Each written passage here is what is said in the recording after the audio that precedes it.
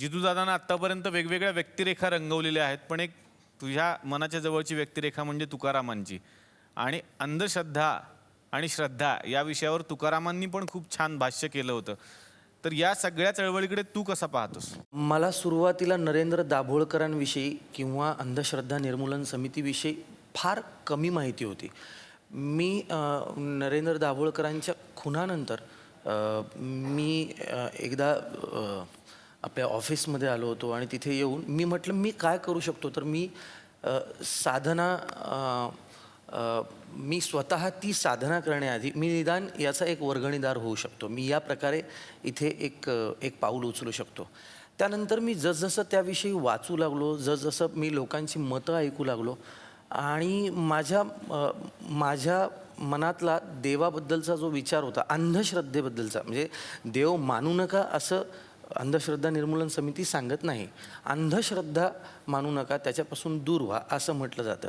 मी तो माझा विचार आणखी ठोस होत गेला. मी तुमचे झी मराठी या वाहिनीचे आणि त्याच्या सर्व सदस्यांचे आणि त्यांच्या संपूर्ण कार्यकारिणीचे मी आम्हा कलाकारांच्या वतीने आभार मानतो की या अशा मंचावर खरं तर हा आपला सन्मान आहे की रिंगण नाट्याबद्दल आपण सर्व दूरपर्यंत ही गोष्ट पोहोचवणं हा आपला सन्मान आहे, हा आपलं कार्य आहे. नरेंद्र दाभोळकर ही व्यक्ती नसून हा विचार होता.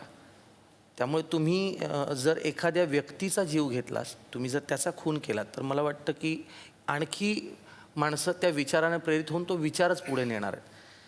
केला पोत जरी बळेची खाले, ज्वाळा तरीही वरती उफाळे. तुम्ही कितीही दाबण्याचा प्रयत्न केला तरी तो अंगार आहे, तो पेटून ती धग वर आल्याशिवाय राहणार नाही. तर आज तुम्ही सगळे आमच्या गावात आलेले आहात आणि गावामध्ये बरीच माणसं असतात. त्यातल्या काही माणसांना भेटायचं होतं, पण त्यांना आम्ही थांबवून ठेवलं. पण एक जे आहेत व्यक्ती, त्यांना इथं मला बोलवावंच लागणार आहेत. ते आहेत आमच्या गावातले पोस्टमन काका. ते नेहमीच कोणाचं ना कोणाचं तरी पत्र घेऊन येतात. बघूयात आज ते कोणाचं पत्र घेऊन आले.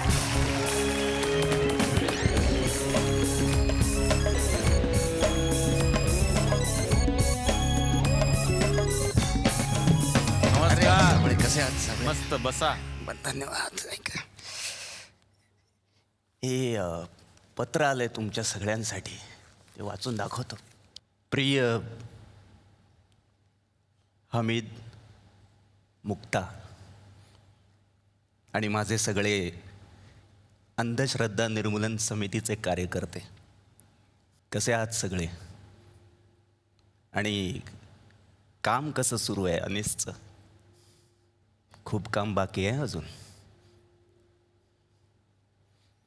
आणि ते आता तुम्हालाच करायचं आहे. माझा लढा देवळातल्या देवाविरुद्ध नाही, तर माणसातल्या अंधश्रद्धा राक्षसाविरुद्ध आहे. हे आता तरी कळलंय का रे लोकांना? संत तुकाराम आपल्या एक अभंगात म्हणाले होते, एक बीजा केला नास मग भोगिले कणीस. धान्याचं कणीस निर्माण करण्यासाठी आधी एका बीजाला स्वतःला जमिनीत गाडून घ्यावं लागतं रे. हेच शिकलो ना आपण. तुमच्या माझ्या लढ्याला यश येणार, नक्की येणार. फक्त निराश होऊ नका, लढत राहा फक्त. गाडगेबाबांनी एक गोष्ट तुम्हाला सांगतो. एका गावात एक भोंदू बाबा होता. आपलं वय 500 वर्षांपेक्षा जास्त सांगायचा तो. एकदा गाडगेबाबांनी त्याला विचारलं, तुझं वय काय? तेव्हा तो म्हणाला की माझं वय मला नक्की आठवत नाही, पण युधिष्ठिराच्या यज्ञात मी तूप वाढायला होतो. त्या ऐकताच गाडगेबाबा त्याला लाथा बुक्क्याने मारायला लागले. कुणालाच कळेना ते का मारतायत त्याला. लोकांनी गाडगेबाबांना विचारलं, तुम्ही का मारता याला? त्यावर गाडगेबाबा म्हणाले, हा युधिष्ठिराच्या यज्ञात पंक्तीत तूप वाढायला होता आणि मी तिथे जेवायला होतो. हा नालायक मला तूप वाढायचं विसरूनच गेला. त्यावर सगळे हसले. आपल्याला गाडगेबाबांच्या पद्धतीनं लोकांना समजावता आलं पाहिजे. लोकांना एक कळलं पाहिजे, ज्याचा स्वतःवर विश्वास असतो तो आस्तिक, आणि ज्याचा स्वतःवर विश्वास नसतो तो नास्तिक. एवढंच सत्य आहे. हमीद, मुक्ता, खूप आठवण येते तुमची. खरं तर आयुष्यात आत्ता कुठे जरा निवांत वेळ मिळालाय म्हणून कदाचित जास्त येत असेल. तुम्हाला जास्त वेळ देता नाही आला मला, पण आज तुम्ही दोघं माझ्या अनिशच्या लेकरांसोबत ज्या धडाडीनं काम करताय ते बघून अभिमान वाटतो.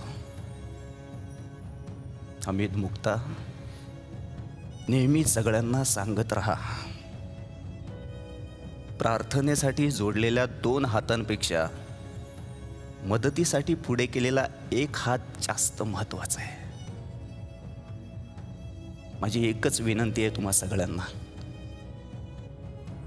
माझ्या मारेकऱ्यांना शोधण्याचा प्रयत्न करू नका.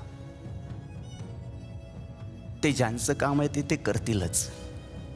त्या भेकड पळपुट्या लोकांचा विचार करण्यापेक्षा आणखी 100 दाभोळकर शोधा, ते जास्त महत्वाचं आहे. ते जास्त महत्वाचं आहे.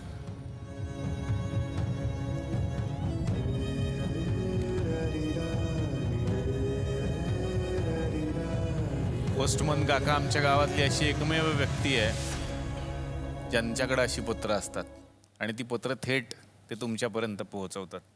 मला वाटतं या पत्राचं उत्तर पण मला तुमच्याकडून ऐकायला आवडेल. बाबा, फक्त मी आणि हमीद नाही तर महाराष्ट्र अंधश्रद्धा निर्मूलन समितीच्या सर्व कार्यकर्त्यांच्या वतीनं हे उत्तर तुम्हाला हे तुम्हाला माहिती आहे. तुम्ही आमचे जैविक वडील असाल तर या सर्वांचे तुम्ही सामाजिक वडील आहात, आणि तुमची मुलं असण्याचा वारसा यापैकी प्रत्येक जण स्वतःच्या सर्व क्षमतांनिशी पुढे नेत आहे. जशी आम्ही सगळी ज्योतिराव फुल्यांची आणि सावित्रीमाईची लेकरं आहोत, तशीच यापुढे महाराष्ट्रात जन्मणारी आणि विचार करू इच्छिणारी प्रत्येक व्यक्ती हे तुमचं लेकरू असणार आहे. तुमच्यापासून ऊर्जा घेऊन काम करण्याची प्रेरणा बाळगणारं असणार आहे. तुमची आठवण म्हणजे डोळ्यात पाणी आणणं नाही, तर तुमची आठवण म्हणजे तुमच्या विचारावरती चाललेलं पाऊल असणार आहे. ही ग्वाही आमच्या सर्वांच्या वतीनं तुम्हाला देते. थांबते. हवा येऊन द्या, चला हवा येऊन द्या, डोक्याला शॉट नको, हवा येऊन द्या. मी मराठी, झी मराठी.